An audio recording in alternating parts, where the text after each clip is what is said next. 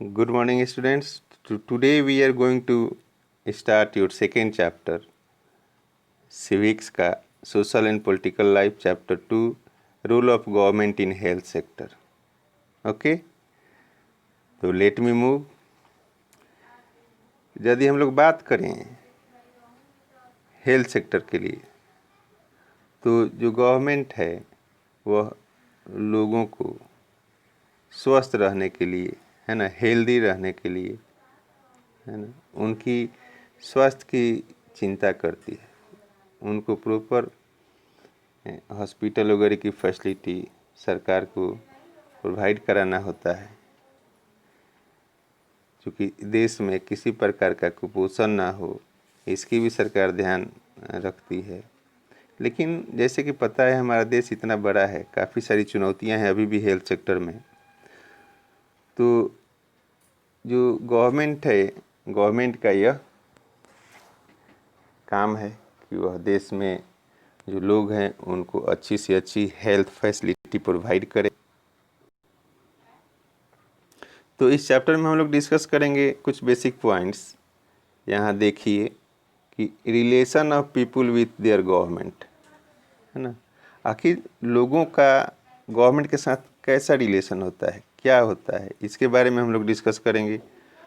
उसके बाद health and it's aspects के बारे में डिस्कस करेंगे। लोगों के health care system in India कैसा है, public health service and private health service को डिस्कस करेंगे। लोगों की क्या क्या परेशानियां हैं हेल्थ सेक्टर में, लोगों को कौन कौन सी चुनौतियों का सामना करना पड़ता है health care system in India में। और फिर अंत में हम लोग सॉल्यूशन की भी बात करेंगे। इसके लिए हम लोग 2 एग्जाम्पल लेंगे, the Kerala experience and Costa Rican experience. इस पे भी हम लोग डिस्कस करेंगे। ठीक है, तो लेट मी मूव नाउ। तो रिलेशन की जब बात करते हैं ना, कि गवर्नमेंट से लोगों का रिलेशन, तो डिफरेंट डायमेंशन में लोगों का रिलेशन गवर्नमेंट के साथ होता है। फिजिकल, मेंटल, इन्वायरमेंटल, सामाजिक, है ना, आध्यात्मिक, इकोनॉमिकल, ये सभी रिलेशन जो है ये हेल्थ से जुड़ा हुआ रिलेशन सरकार के साथ प्रत्यक्ष और अप्रत्यक्ष रूप से लोग जुड़े हुए होते हैं।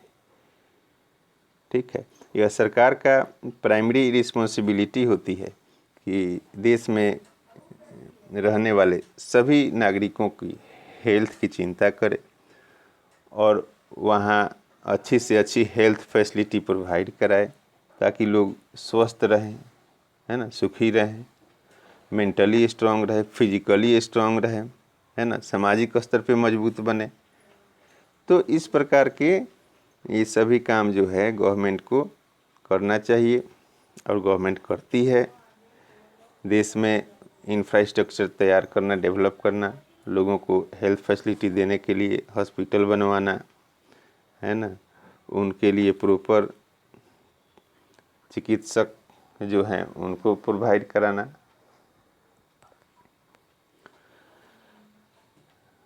कहीं भी पब्लिक को दिक्कत ना हो हेल्थ से रिलेटेड, क्योंकि पता है कि हेल्थ एक ऐसा टॉपिक है जिस पे इंडिया को भी बहुत काम करना बाकी है, और अभी भी इंडिया दुनिया के टॉप 100 में भी शामिल नहीं है हेल्थ सेक्टर में। तो अपने आप में यह एक बहुत बड़ा चुनौती है। भारत इतना बड़ा देश है और सभी को एक अच्छी हेल्थ फैसिलिटी प्रोवाइड कराना एक चैलेंज है सरकार के लिए। तो इन सब को डिस्कस करने के लिए हम लोग सबसे पहले यह जाने कि ये नेशन है क्या। चूँकि हमने कहा कि हम रिलेशन पता करें कि देश के साथ लोगों का रिलेशन क्या होता है सरकार के साथ, है ना। तो नेशन क्या है, तो you can see here nation. यदि कोई कहे कि नेशन क्या है, कि किसी देश की मिट्टी जो है वह देश है। ठीक है, वहाँ की जो लोग हैं, वहाँ के जो झरने हैं वो सब देश हैं, है ना। पहाड़, नदियाँ, जंगल, ये सब देश हैं। तो ये पूर्णतः सही नहीं है। कोई भी देश केवल वहाँ की मिट्टी से नहीं बनता है ना, वहाँ के पहाड़, नदी, समंदर से नहीं बनता है। कोई भी देश वहाँ रहने वाले विभिन्न ग्रुप के लोगों को एक साथ जो रहते हैं मिलजुल के प्रेम से, उनके सोशल कॉन्शियसनेस से एक देश का निर्माण होता है। ठीक है, तो आप समझेंगे कि किस प्रकार से, जैसे कि हम बात करें कि केवल मिट्टी है, समंदर है ना, जंगल है ना, तो ये तो दुनिया में हर जगह उपलब्ध है ना। तो फिर यदि हम केवल मिट्टी को ही देश कहें तो ये भी उचित नहीं है ना। जंगल, पहाड़ आदि केवल देश है तो भी उचित नहीं है, तो दुनिया में हर जगह पाए जाते हैं। तो हमने जैसे कहा कि एक सोशल कॉन्शियसनेस होता है। कोई भी देश वहाँ रहने वाले विभिन्न ग्रुप के लोगों जो एक साथ मिलजुल कर रहते हैं, उनसे बनता है देश। देश लोगों से बनता है, गरीब लोग, अमीर लोग, है ना, छोटे बड़े, विभिन्न प्रकार के जो ग्रुप के लोग होते हैं देश में, उनसे देश का निर्माण होता है। ठीक है, अब देखिए कि जो डिफरेंट जो लोग रहते हैं देश में, है ना, बढ़े बूढ़े, है ना, बढ़े मतलब बूढ़े लोग हैं, बच्चे हैं, नौजवान हैं, महिला, है ना, वहाँ काम करने वाले जो लोग हैं, मजदूर हैं, किसान हैं, है ना, वहाँ के जो डिफरेंट ग्रुप के जो लोग हैं, जो डिफरेंट कम्युनिटी, डिफरेंट रिलीजियस के जो पीपुल हैं, ये जो एक साथ मिल कर के आपसी सौहार्द के साथ रहते हैं, एक सोशल कॉन्शियसनेस उनके मन में होता है ना, किसी खास रीजन के लिए, है ना, तो उसे देश कहते हैं।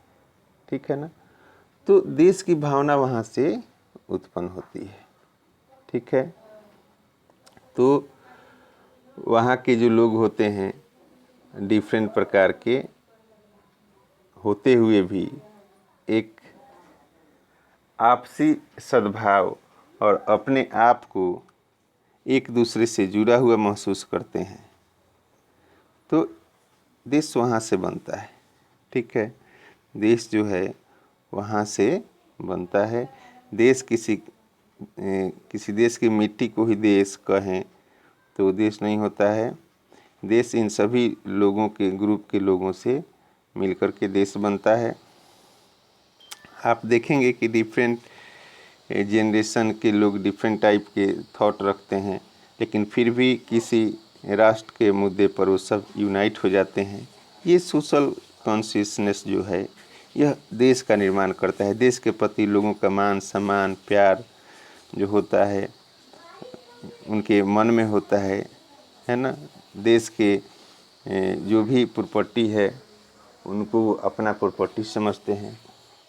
तो यहाँ से देश की भावना आती है और एक देश का निर्माण होता है। तो आपको पता चल गया होगा कि जो भी डिफरेंट टाइप्स के जैसे आदिवासी लोग हैं, इनकी अपनी अलग वेशभूषा है ना। तो इस प्रकार से ये इनकी भी अपनी एस्पेक्ट्स है, अलग अलग भाषा बोली जाती है। तो इन सभी चीज़ों को, इन सभी मतलब यह रीजन है लोगों को एक साथ जोड़ के रखता है। तो जो लैंग्वेज है उनकी अलग अलग खान पान है, वेशभूषा है, तो कोई एक कड़ी नहीं है। जैसे हम बात करें कि कोई एक धागा है ना, जो इन सभी लोगों को एक साथ जोड़ के रखती है, तो कौन सा धागा है? तो रेस हो सकता है ना, रेस है। डिफरेंट टाइप के जो लोग हैं उनकी यदि तुलना किया जाए कि ये क्या चीज़ है जिनसे मिल कर के देश बनता है, ये सभी लोग किस चीज़ से जुड़े हुए हैं, ठीक है। तो हम देखेंगे कि कोई एक ऐसी चीज़ है जो नेशन के स्तर पे लोगों को एक धागे में बांध कर, एक धागे में पिरो कर रहती है। तो वो धागा क्या हो सकता है? या तो रेस हो सकता है, नहीं तो लैंग्वेज हो सकता है, कल्चर का धागा हो सकता है, और इतिहास का धागा हो सकता है, जिससे सभी लोग एक दूसरे से जुड़े रहते हैं। तो यदि रेस की बात करें कि क्या रेस है जो कि लोगों को एक साथ जोड़ के रखती है, तो देखेंगे कि यहाँ पे अलग अलग प्रकार के अलग अलग रेस के इंडिया में लोग पाए जाते हैं। ठीक है। और उनमें कोई समानता होती नहीं है। ठीक है। अलग अलग एज के भी लोग हैं, है ना। अलग अलग कास्ट और रिलीजन के लोग हैं, जिनकी भाषा भी डिफरेंट है ना। तो रेस की बात करें तो रेस भी एक दूसरे से, यदि अकेले कहें कि रेस जोड़ के रखता है, रेस एक ऐसा धागा है जो पूरे देश के लोगों को एक सूत्र में बांध के रखता है, तो ये भी उचित नहीं होगा।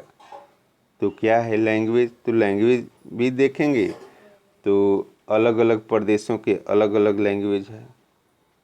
तो क्या वह भाषा का स्तर हो सकता है क्या कि जो लोगों को बांध के रखती है? तो पूरी तरह से ये भी अच्छी बात नहीं है, ये भी पूर्णतः सत्य नहीं है कि भाषा भाषा वह धागा नहीं है जिससे हमारा देश जुड़ा हुआ है ना। तो क्या है? कल्चर है क्या? तो कल्चर को भी देखेंगे कि अलग अलग रेस के लोगों में अलग अलग कल्चर है, उनका अलग अलग कल्चर है, अलग अलग भाषा है। ठीक है। तो ये कल्चर भी उनका अलग अलग अपना खान पान है। जैसे जम्मू कश्मीर के लोगों को देखें, है ना, तो उनकी अपनी अलग भाषा है। ठीक है। उनकी अपनी अलग पहचान है, वो अलग तरह से रहते हैं, है ना। उनकी वेशभूषा अलग है। ठीक है। उनके रिचुअल्स अलग हैं। ठीक है। वहाँ के लोग अलग ढंग से जीते हैं। ठीक है। तो इस प्रकार से, और यदि इसके अलावा हम किसी दूसरे प्रदेश की बात करें तो और थोड़ा सा नीचे आए तो देखें वहाँ के लोग भी डिफरेंट पोशाक में होते हैं। उनका जो भोजन होता है वो डिफरेंट होता है। ठीक है। उनका फेस्टिवल डिफरेंट होता है। ठीक है। उनका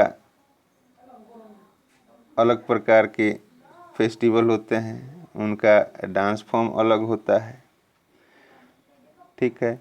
यदि हम और उसके नीचे आए पंजाब को लें तो जो पंजाबी होते हैं उनके भी वेशभूषा अलग होते हैं, उनकी भाषा अलग होती है ना, उनके कल्चर अलग होते हैं।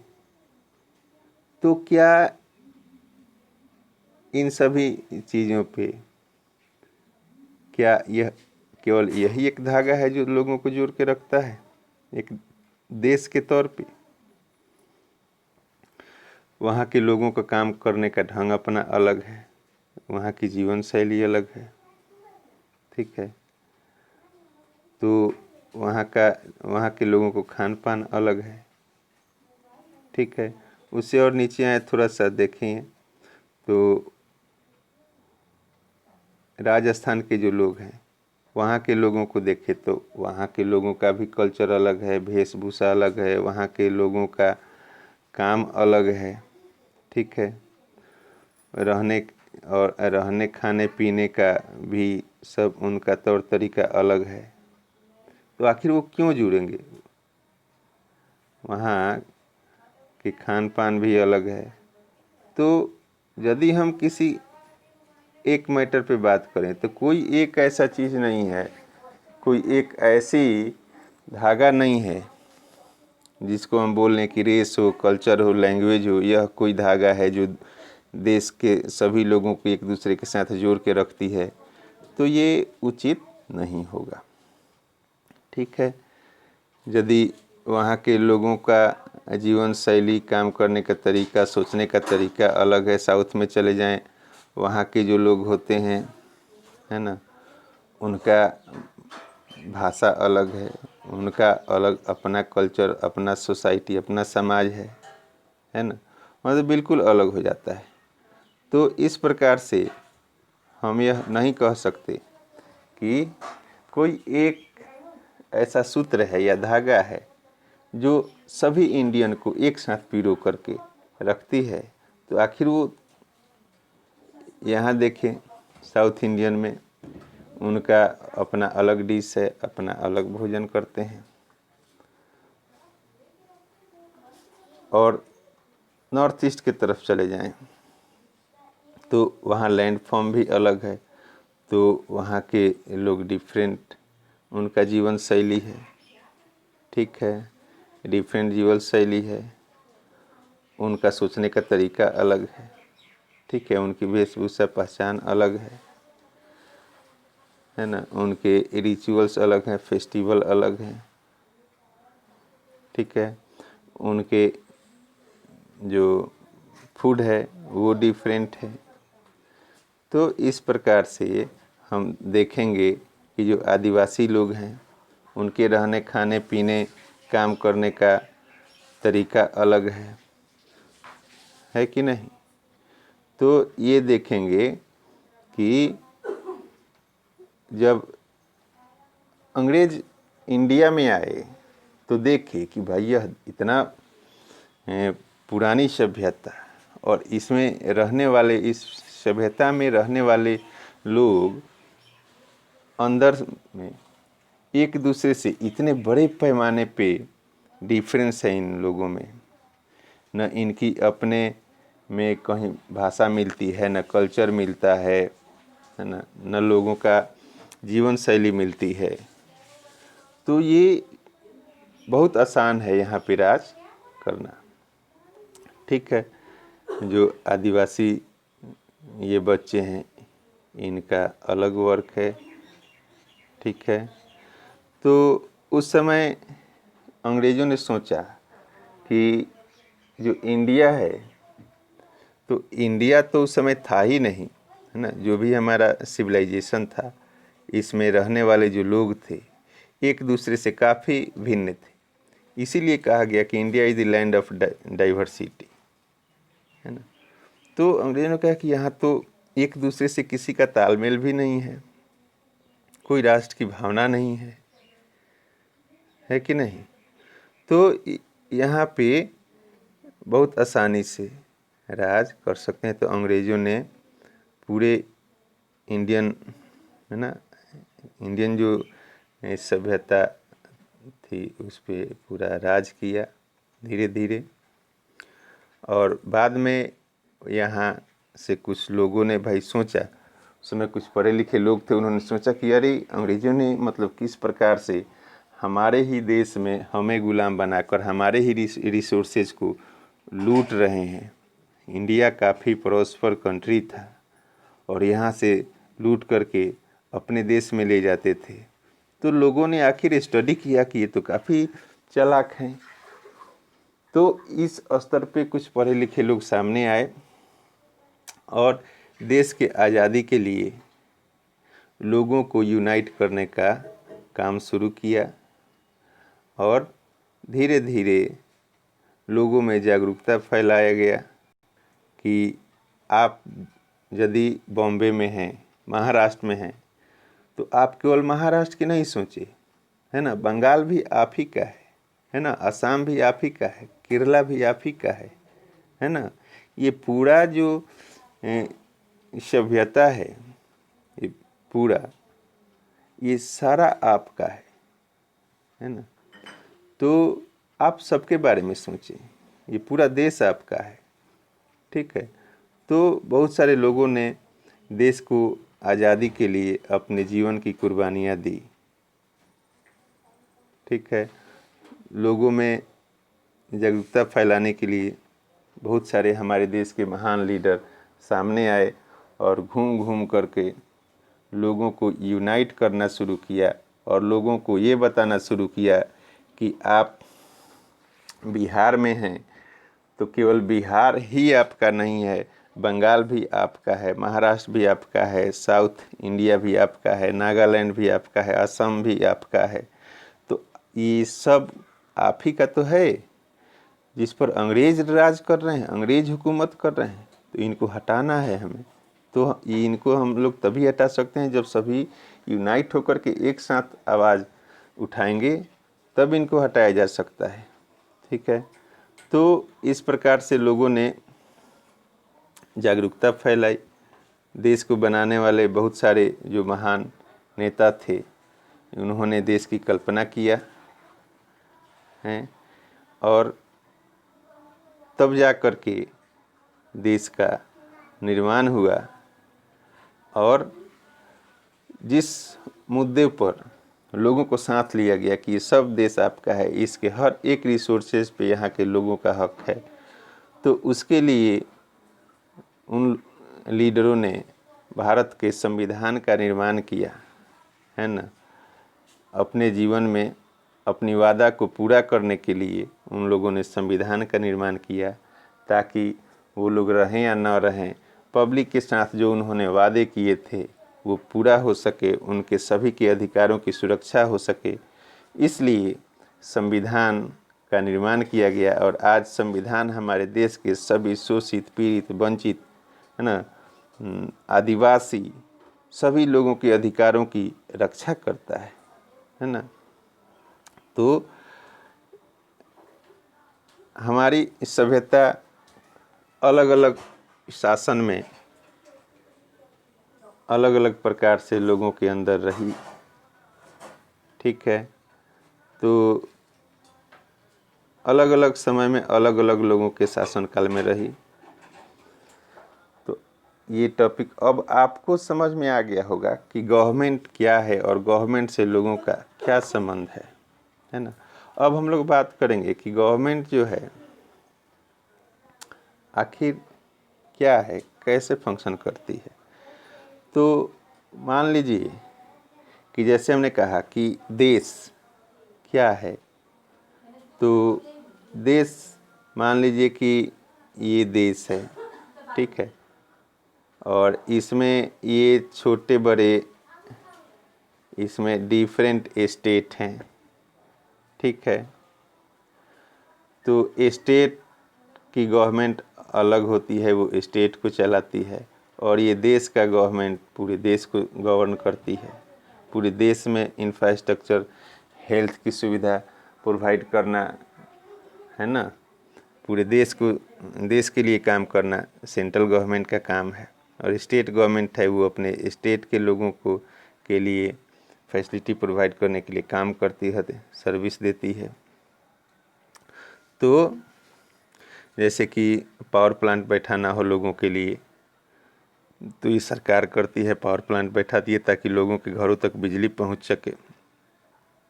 तो इनके लिए लोग क्या करते हैं कि हमारा देश लोकतंत्र है, इनमें अपने अपने रिप्रेजेंटेटिव को वोट दे करके चुनते हैं। उनके सामने ऑप्शन होता है, बहुत सारे पार्टी अपने कैंडिडेट खड़ी करती है, उस कैंडिडेट में से अच्छे कैंडिडेट को लोग अपने प्रतिनिधि के रूप में चुनते हैं, और वो जा करके, है ना, जो लोकसभा के मेंबर चुने जाते हैं वह इस लोकसभा में जा कर के बैठते हैं।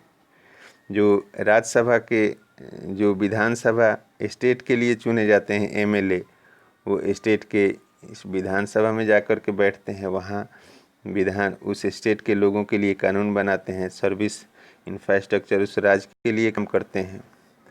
तो इस प्रकार से हम समझें कि एक जो देश है, ठीक है, अब वहाँ के जो लोग हैं वो गवर्नमेंट को क्या करते हैं, ये सारे काम कैसे होते हैं, ये सभी लोग सरकार को टैक्स देते हैं, और सरकार उन पैसों से जनता को सर्विस देती है। हेल्थ सर्विस हो, स्कूल हो, कॉलेज हो, यूनिवर्सिटी हो, हॉस्पिटल हो, है ना, ट्रांसपोर्ट हो, हर प्रकार की सुविधा सरकार उनके लिए उपलब्ध कराती है। ठीक है। तो इस प्रकार से आप अब समझ गए होंगे कि सरकार कैसे चुनी जाती है। तो अब जो टैक्स की हम लोग बात करें तो टैक्स जनता जो है, आम लोग अपने सरकार को देते हैं। तो टैक्स जो है इसको अभी आप लोगों को एक्चुअली पढ़ना नहीं है, आप लोग 7th क्लास में हैं, ठीक है।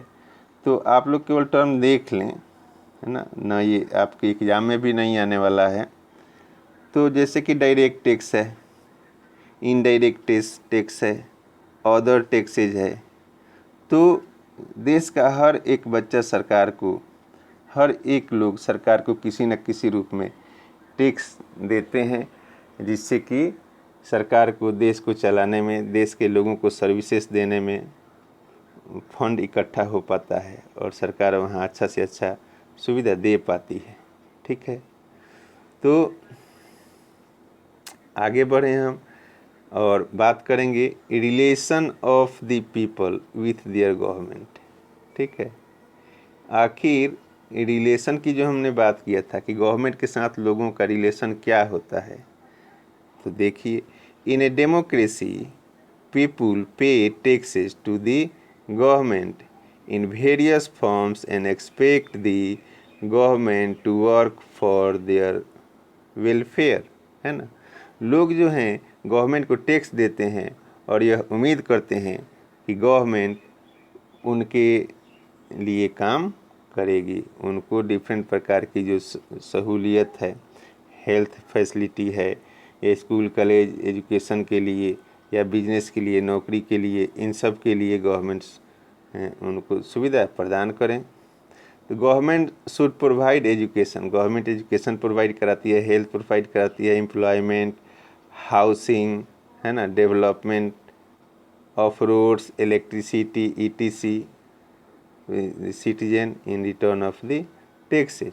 तो टैक्सेज को इस प्रकार से गवर्नमेंट पब्लिक को लौटाती है, ठीक है। तो उसके अलावा government uses tax money for providing many public services for the benefit of citizen, ठीक है।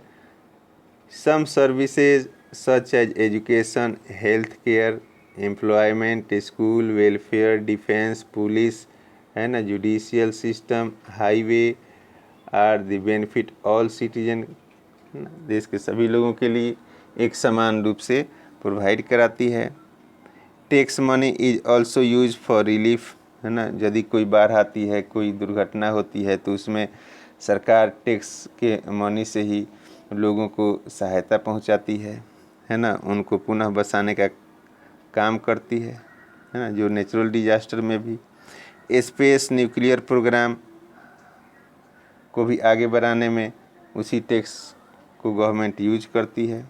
क्योंकि देश को सुरक्षित रखना है, मजबूत बनाना है, तो आपको पता है कि गवर्नमेंट को काफ़ी बड़ी फंड की आवश्यकता होती है। तो ये फंड आता कहाँ से है? हमारे ही देश के सभी लोग, बड़े से बड़ा, बच्चा से बच्चा, सभी लोग किसी न किसी रूप में टैक्स पे करते हैं, ठीक है। तो यहाँ से आपको हम लोग आगे बढ़ेंगे नेक्स्ट पार्ट में, ठीक है। नेक्स्ट पार्ट में आप लोग यहाँ से आगे पढ़ेंगे। तब तक यहाँ तक आपको कॉन्सेप्ट में आ गया होगा कि गवर्नमेंट्स का पब्लिक से क्या संबंध है, एक देश है क्या, एक देश की भावना क्या है, ठीक है। तो इस प्रकार से आप देखेंगे कि